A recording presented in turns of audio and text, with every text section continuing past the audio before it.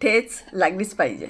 मित्रांनो, आयुष्यात ठेचा लागल्याच पाहिजेत, अक्षरशः रक्तबंबाळ व्हावं इतक्या.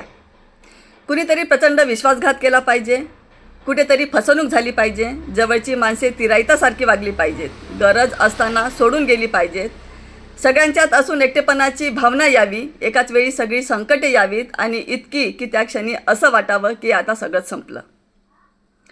परिस्थितीसमोर गुडघे टेकायची वेळ यावी, कधीतरी घोर अपमान व्हावा, कुठेतरी स्वाभिमान दुखावला जावा, कधीतरी कुणाच्या पाया पडायला लागावं, गरज नसताना सुद्धा कुणाची तरी 1000 वेळा माफी मागायला लागावी, कित्येक रात्री ह्या त्रासांनी निद्रेचा नाश व्हावा, रडून रडून डोळे सुजावेत, इतका अफाट त्रास व्हावा, अक्षरशः सगळं सोडून जावं की काय असं वाटावं.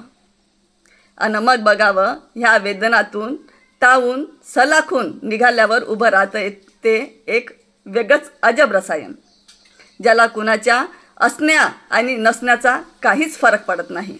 तो जगतो फक्त आला तर तुमच्याबरोबर, नाही तर तुमच्याशिवाय, या एकाच तत्वावर.